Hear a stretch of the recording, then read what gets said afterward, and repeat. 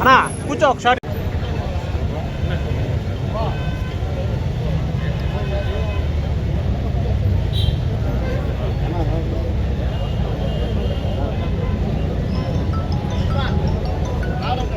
ఇచ్చిన పిలుపు మేరకు డిఎస్సిలో జరిగిన అవకతవకలు, అవినీతి, అక్రమాలకు నిరసనగా రాష్ట్రమంతటా కూడా ఈ రోజు నుంచి రిలే నిరాహార దీక్షలు జరుగుతున్నాయి.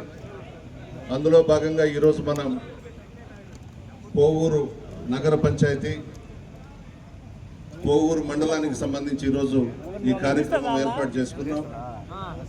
ముఖ్య అతిథిగా నా సోదరుడు మాజీ మంత్రివర్యులు శ్రీ అనిల్ కుమార్ యాదవ్ గారు ఈ కార్యక్రమానికి విచ్చేసినందుకు ధన్యవాదాలు తెలియజేస్తూ అందరికీ కూడా నమస్కారాలు.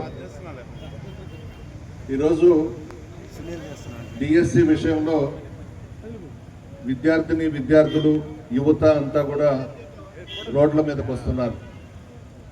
చంద్రబాబు నాయుడు, లోకేష్ ఇద్దరూ కలిసి ఈ డిఎస్సి ద్వారా నియమించాల్సినటువంటి టీచర్ పోస్టులన్నీ కూడా అమ్ముకున్నారు. ఒక్కొక్క పోస్టుకి 15 లక్షల నుంచి 20 లక్షల దాకా రేట్లు పెట్టడం కూడా జరిగింది. ఇంకా ఈరోజు మనం అందరం కూడా లోకేష్ రాజీనామా చేయాలని అడుగుతున్నాం. లోకేష్ చెడిపోవడానికి కారణం చంద్రబాబు నాయుడు. చంద్రబాబు నాయుడికి ఒక్కగానొక్క కొడుకు లోకేష్. చంద్రబాబు నాయుడు మంత్రిగా, ముఖ్యమంత్రిగా ఉన్నప్పుడు ఆ సంపాదించిన డబ్బంతా కూడా ఇంట్లో లోకేష్ కళ్ళతో చూశాడు, చూసి నేర్చుకున్నాడు. నేర్చుకునే ఈరోజు విద్యాశాఖ మంత్రిగా ఒక్కొక్క పోస్టుకి ఎంత తీసుకోవాలని అనేది నియమించి అర్హులైనటువంటి వాళ్ళందరినీ కూడా రాష్ట్ర వ్యాప్తంగా ఏదైతే డిఎస్సి నియామకాల్లో జరిగిన స్కామ్ మీద రాష్ట్ర వ్యాప్తంగా జరుగుతున్న ఉద్యమ కార్యక్రమాల్లో భాగంగా కోవూరు నియోజకవర్గంలో ఏదైతే నిరాహార దీక్ష కార్యక్రమాన్ని చేపట్టిన మాజీ మంత్రివర్యులు పెద్దలు ప్రసన్న కుమార్ రెడ్డి గారి దీక్ష కార్యక్రమంలో పాల్గొనే అవకాశం కల్పించినందుకు ఇక్కడ ఇచ్చేసిన నాయకులకు, పత్రికా విలేకరులందరికీ కూడా పేరు పేరును కూడా ధన్యవాదాలు తెలియజేసుకుంటా ఉన్నాను.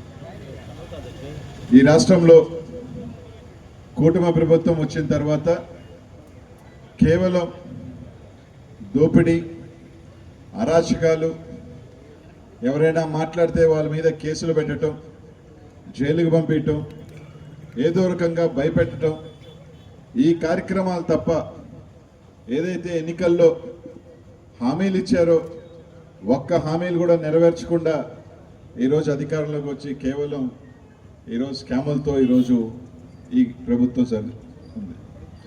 ఈరోజు నిజంగా భారతదేశం మొత్తం కూడా నీటు పేపర్ లీక్ అయితే ఈరోజు అన్ని రాష్ట్రాల్లో కానీ ఢిల్లీలో కూడా భారతదేశం ఒక్కసారి ఉలిక్కిపడేలాగా జెన్జీ చేసిన ఉద్యమ కార్యక్రమానికి ఆఖరికి ఎడ్యుకేషన్ శాఖ మినిస్టర్నే ఈరోజు రిజైన్ చేయించే కార్యక్రమం ఈరోజు ఏమాత్రం చిత్తశుద్ధున్నా, ఏమాత్రం తరబడి చదువుకొని ఎగ్జామ్స్కి ఇదై వస్తే ఈరోజు వాళ్ళు అనేక రకాల లొసుగులతో వాళ్ళకి నచ్చిన వాళ్ళకి డబ్బులు చేతులు మార్చి ఈరోజు డిఎస్సిలో వాళ్ళకి అవకాశాలు కల్పించడం నిజంగా ఈరోజు భారతదేశంలో చూస్తూ ఉన్నాం.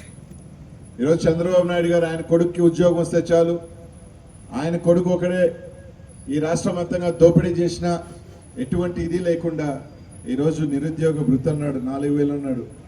కనీసం 2 సంవత్సరాలు అవుతుంది. మనం చూశాను ఆయన సతీమణి భువనేశ్వరి గారు ఒక మాట అన్నారు, ఆయన చెప్పినయే చేయగలిగినే చెప్తాడు, చంద్రబాబు నాయుడు గారి జీవితంలో అబద్ధమే చెప్పాడు. నిజంగానే అదే పెద్ద అబద్ధం అని చెప్పి తెలియజేస్తా ఉన్నాం. గతంలో రాజశేఖర రెడ్డి గారు చెప్పేవాళ్ళు, చంద్రబాబు నాయుడు గారి నోట నిజంగానే వస్తే ఆయన తల 1000 చెక్కలవుతానని ఒక శాపం ఉందని చెప్పి ఈరోజు ఆయన ఇచ్చిన ఏ హామీ అయినా కూడా నిరుద్యోగ వృత్తి కానీ, ఫీజు రియంబర్స్మెంట్ కానీ, విద్యార్థులకు సంబంధించి ఏ ఒక్క ఇది కూడా ఈరోజు ఒక్క హామీ కూడా నెరవేర్చుకునే వ్యక్తి ఈరోజు చంద్రబాబు నాయుడు గారు, కుటుంబ ప్రభుత్వం. ఈరోజు జగన్మోహన్ రెడ్డి గారు కూడా భారతదేశంలోని ఎవరు చేయని విధంగా ఒకేసారి 1,30,000 సెక్రటేరియట్ ఉద్యోగాలు ఇస్తే ఎక్కడా కూడా ఒక చిన్న ధర్నా కార్యక్రమం కానీ చిన్న అవకతవకలు ఉందని కానీ ఎవరు కూడా ప్రశ్నించలేని విధంగా 1,30,000 ఉద్యోగాలు ఇచ్చిన ఘనత ఆ రోజు మన ముఖ్యమంత్రి జగన్మోహన్ రెడ్డి గారితో చెప్పినో తెలియజేస్తా ఉన్నాను. అదే ఈరోజు ఏది చూసినా ఆఖరికి క్రీడల్లో ప్యాకాటను కూడా చేర్చారంటే ఇంతకన్నా గొప్ప వాళ్ళని ఎక్కడన్నా ఉంటారా అని అడుగుతా ఉన్నా. ప్యాకాటను కూడా ఒక క్రీడలాగా చేర్చి దాంట్లో కూడా నైపుణ్యం ఉన్న వాళ్ళకి మేము ఉద్యోగం ఇస్తామని చెప్తున్నారంటే ఇంతకన్నా దౌర్భాగ్యం దరిద్రం ఇంకెక్కడా లేదని ఈరోజు తప్పకుండా లోకేష్ని ఈరోజు ఖచ్చితంగా కూడా ఏదైతే కేంద్ర విద్యాశాఖ మంత్రి రాజీనామా చేశాడో అదేవిధంగా కూడా లోకేష్ నైతిక బాధ్యత తీసుకొని ఈరోజు రాజీనామా చేయాల్సిన బాధ్యత ఈరోజు ఈ ప్రభుత్వం మీద ఉందని చెప్పి తెలియజేస్తా ఉన్నాం.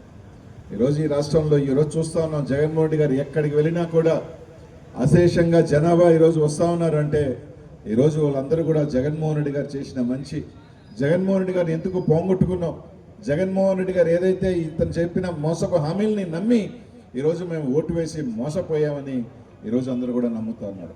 ఇంత జరుగుతూ ఉన్నా ఒక ఆయన మాత్రం అప్పుడప్పుడు తలుక్కుని వస్తాడు.